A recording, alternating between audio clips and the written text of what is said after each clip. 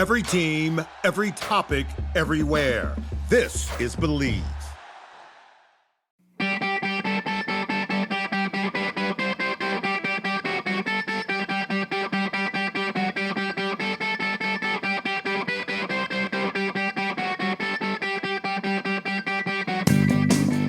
Here we go with another Short Shifts episode. 10 minutes are on the clock. I'm second this week.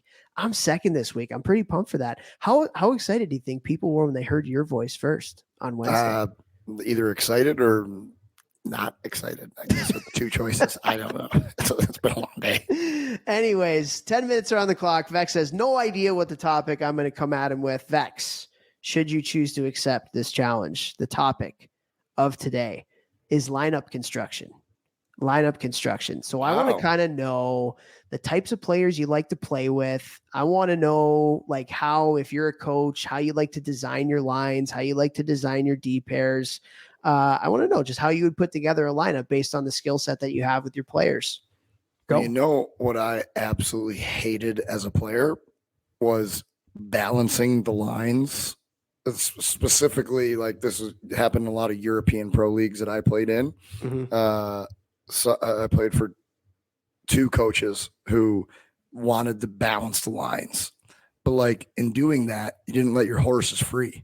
You know, like I obviously first and foremost, who complements who? Let's start with that. Who complements who?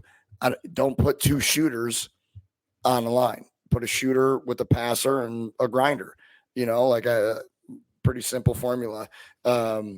Do they like each other? Do they get along well? Do they complement each other? I think first and foremost, it has to all be about chemistry. Now, you can definitely build chemistry, and you do build chemistry the more that you play with guys.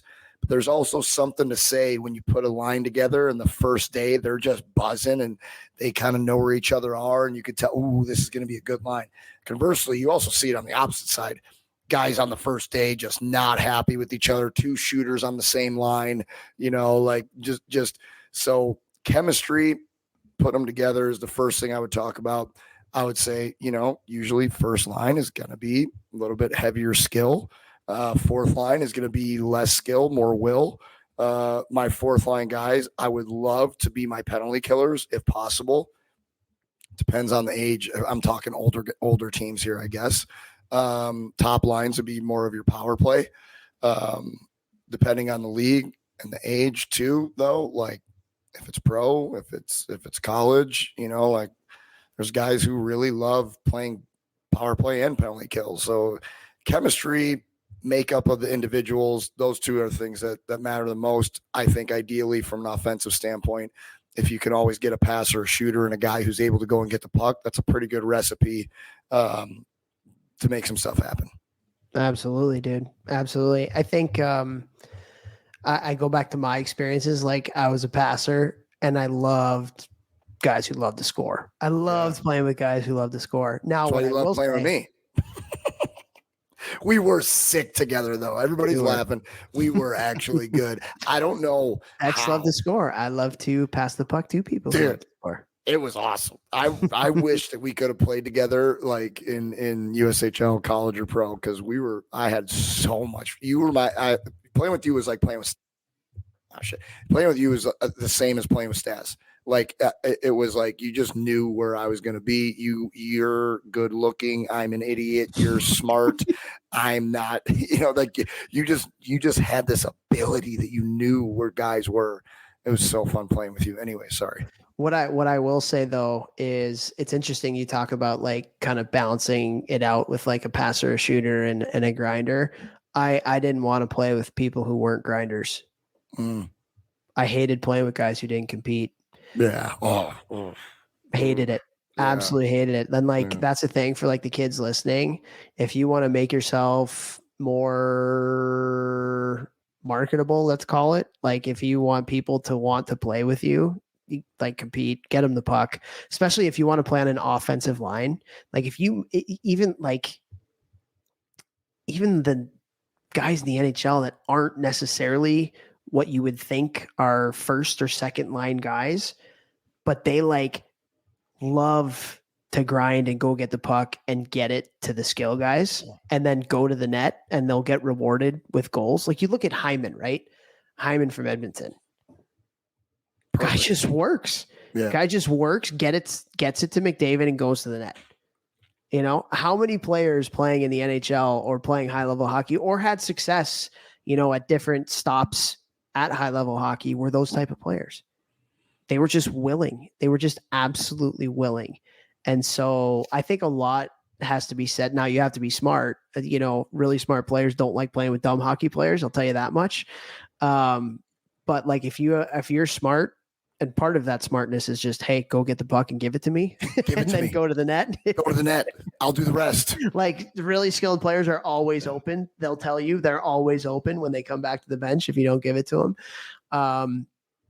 So yeah, but I do think there's something to be said about you know, a grinder-ish type player, a shooter-ish type player, and a disher-ish type player. But all three have to have some sort of all three of those abilities too for a line to really work.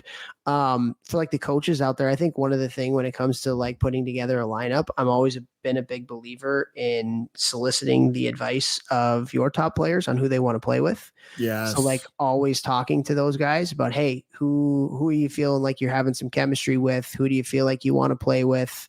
And it doesn't have to be the ultimate decision. Ultimately, it's up to you to put the lines together as a coach.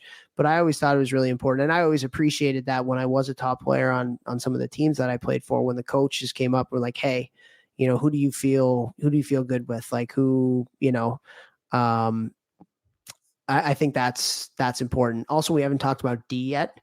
I think that really offensive defensemen like playing with a person who's a little bit more stay at home because it allows them to do their thing. So like you talk to Makar, loves playing with Taves. Why? Because Taves is really responsible defensively. You know, there's so many D pairings throughout the league that have that balance. And some teams actually like to do it like, hey, based on their systems and their structure, hey, our right D is a little bit more aggressive. So that's going to be a certain type of player. And our left D is going to be, we need him to be a little bit more smart. So it's going to be this type of player based on the system. You know, maybe their right D is always up and pinching or something like that. Right. And so I think a good balance on the D between, but again, it goes back to it like, you got to be smart. you know, like smart players don't like playing with dumb players. So even if you are kind of a shutdown, you still got to be able to make a breakout pass. You still got to be able to support the puck on a retrieval. So your skill guy going back to get it doesn't get killed. And he's got an option when there's a forechecker barreling down on them. And so I think from a defenseman standpoint, having that balance is good for your lineup construction. Love that. Power play. We can get two good 1-Ts, two guys who have the ability to have a one-timer. Doesn't mean the power play runs through both guys. Usually one guy is going to be more of the one-time guy, but if you can have two threats like that, and then for power play, guy who stands in front, guy who has no problem standing in front and going to the back wall to get the pucks when there's rebounds. If you got those two things, obviously good half wall guy, guys who can shimmy on the breakout. Everybody's loving the drop pass way back or the double drop pass. If you got a guy who can as he's coming in the zone, yep, that's the thing. Penalty kill. Guys will just do anything to not get scored on. Anything. That's what I'm looking for on the PK. Yeah. It's who did you like playing with? I mean, you like guys that can get you the puck, but like, were there any players like if they had this thing you wouldn't want to play with them? I didn't like playing with other shooters. I was a shooter, like, and so, well, that's a lie. I didn't like playing with guys who, because I didn't want to pass the puck. Yeah, I guess it was guys who didn't want to pass the puck. It wasn't guys who were shooters. It was guys who like wanted to do it all themselves. Obviously, you know, I was a guy who would love to go get the puck and give it to a skill guy, then go to the net. You do whatever, and I'll just be at the freaking net. You know, battling. Like I played with a guy named Andrew Sarrower. Unbelievable. My favorite line mate I played with in pro hockey.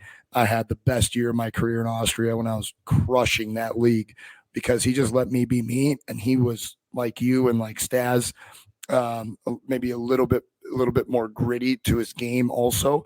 And like, he just he was able to adapt to what I brought to the table, which is less than him, but bring the best out of me. And he was able to bring the best out of our other line mate, who was an absolute sniper. And we just, there's something to be said about people who make their line mates better. Yeah. It was awesome. How about you? So we got 10 seconds. But I just want to say something real quick in this 10 seconds I think is really important. The more versatile you are as a player and the more different roles and up and down the lineup you can be, the more ice time you're going to get, the more 100%. Games you're going to play, the more people are going to want to play with you. So like, don't be a one-trick pony. Don't be just a passer, just a shooter, just a grinder, whatever. Like really work to diversify your skills and be more versatile. And I promise you're going to get more ice time and you're going to get more people that are going to want to play with you. So a big part of that, watch video, learn what you can do better, get better. Give more and be more. Share that show. Share the show.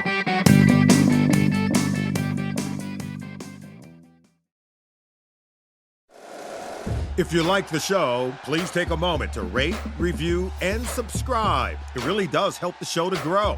Thank you for listening.